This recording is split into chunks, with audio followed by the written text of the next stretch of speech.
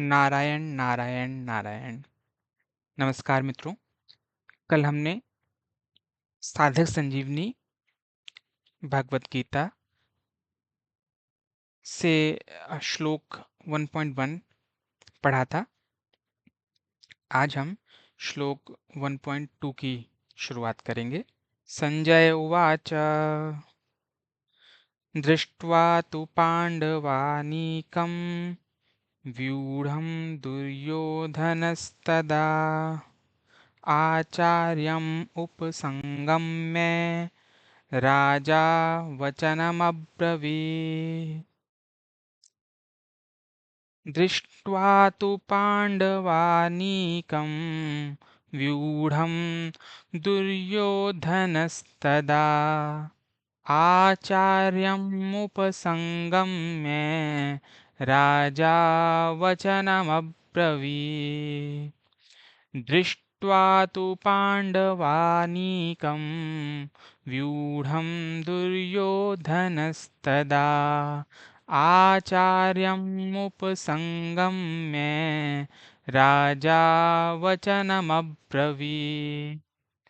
संजय बोले, उस समय चक्रव्यूह से खड़ी हुई पांडव सेना को देखकर और द्रोणाचार्य के पास जाकर राजा दुर्योधन यह वचन बोला।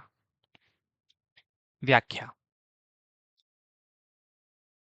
तो कल के वीडियो में हमने ये पढ़ा था कि पहले श्लोक में राजा युधिष्ठिर ने राजा धृतराष्ट्र ने संजय से पहला प्रश्न किया कि मेरे पुत्रों ने और पांडवों ने आमने सामने आकर क्या किया। तो अब दूसरे श्लोक में संजय इसका उत्तर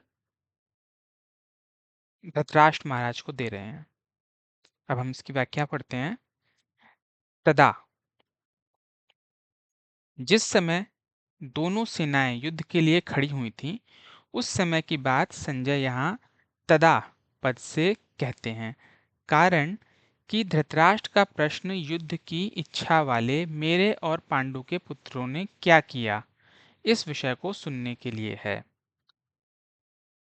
ठीक है, धृतराष्ट्र का प्रश्न इस चीज के लिए है कि मेरे और पांडवों के पुत्रों ने युद्ध की इच्छा से जब वो मिले तो उसके बाद क्या किया।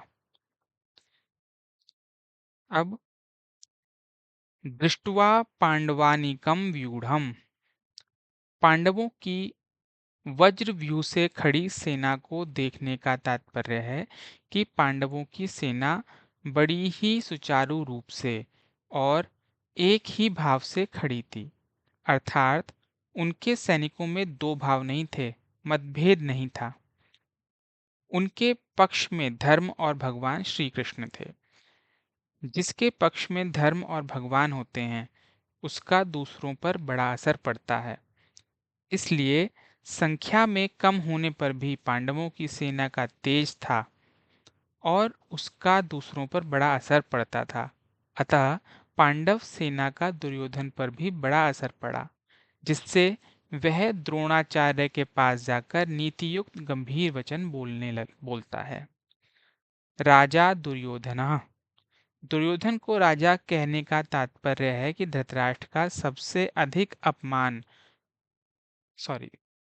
दुर्योधन को राजा कहने का तात्पर्य है कि धृतराष्ट्र का सबसे अधिक अपनापन, मोह दुर्योधन में ही था।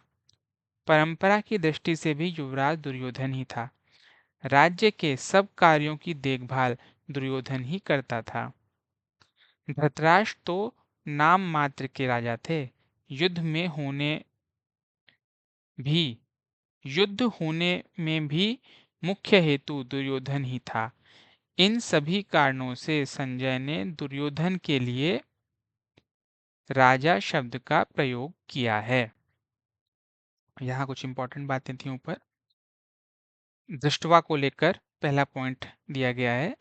इस अध्याय में 3 बार दृष्टवा पद का प्रयोग हुआ है। पांडव सेना को देखकर दुर्योधन का द्रोणाचार्य के पास जाना, कौरव सेना को देखकर अर्जुन का धनुष को उठाना और अपने स्वजनों को देखकर दुर्योधन का मोहाविष्ट होना। इन तीनों में से दो दृष्टवा तो आपस में सेना देखने के लिए आए हैं और एक दृष्टवा स्वजनों को देखने के लिए आया है, जिससे अर्जुन का भाव बदल जाता है। दूसरा पॉइंट यहाँ पे उठाया गया है, मतभेद नहीं था। इसको लेकर कौरव सेना में मतभेद था। तो ऊपर एक बात अभी आई थी कि पांडवों की सेना में मतभेद नहीं था, क्योंकि भगवान उनकी तरफ थे, धर्म उनकी तरफ था। तो अब इस पर बताया गया है कि कौरवों की सेना में मतभेद था, क्योंकि दुर्योधन दुशासन आदि तो युद्ध करना चाहते थे, पर भीष्म द्रोण विकर्ण आदि युद्ध नहीं करना चाहते थे। यह नियम है कि जहां आपस में मतभेद होता है वहां तेज नहीं रहता। कांच कटोरो कुंभ पय मोती मिंत आवास ताल घाव तिरिया कटक फाटा करे विनाश। ठीक है, अब नेक्स्ट पद की व्याख्या पढ़ेंगे। आचार्यम उपसंगम्य। दुर्योधन के पास जाने में मुख्यतः तीन कारण मालूम देते हैं। अपना स्वार्थ सिद्ध करने के लिए, अर्थात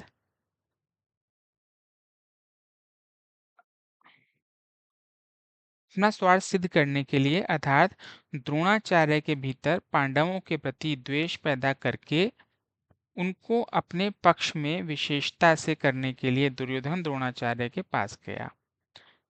दूसरा, व्यवहार में गुरु के नाते आदर देने के लिए भी द्रोणाचार्य के पास जाना उचित था।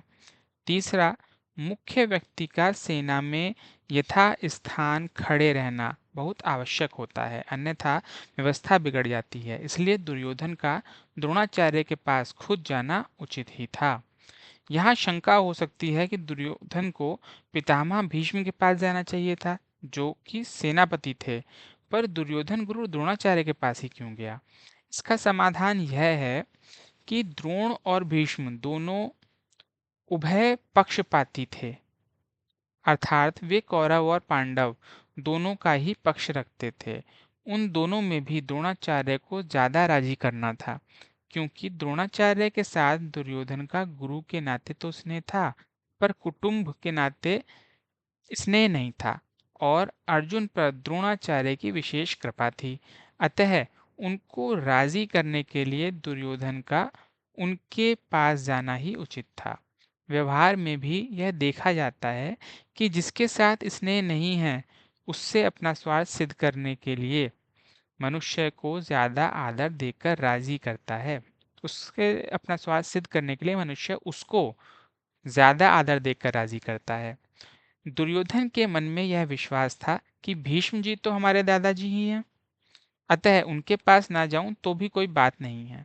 न जाने से अगर वे नाराज भी हो जाएंगे तो मैं किसी तरह से उनको राजी कर लूंगा, कारण कि पितामह भीष्म के साथ दुर्योधन का कौटुंबिक संबंध और स्नेह था ही। भीष्म का भी उसके साथ कौटुंबिक संबंध और स्नेह था। इसीलिए भीष्म जी ने दुर्योधन को राजी करने के लिए जोर से शंख बजाया है, पहले अध्याय का 12वां श्लोक में।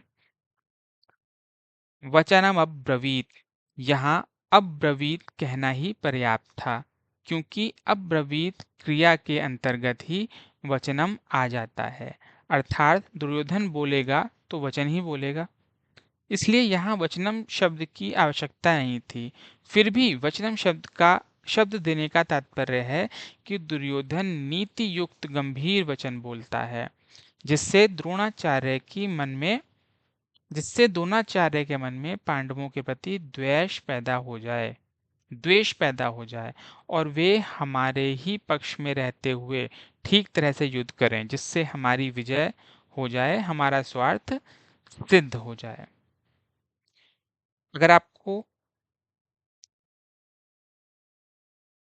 अगर आपको मेरे साथ भगवत गीता का ये पठन अच्छा लग रहा है तो कृपया इस चैनल को लाइक करें और सब्सक्राइब करें, जिससे मैं और नेक्स्ट वीडियो डालूं तो आपको प्रॉपर नोटिफिकेशन पहुंच सके। मिलते हैं नेक्स्ट वीडियो में जिसमें हम भगवत गीता का श्लोक संख्या 3 पढ़ेंगे।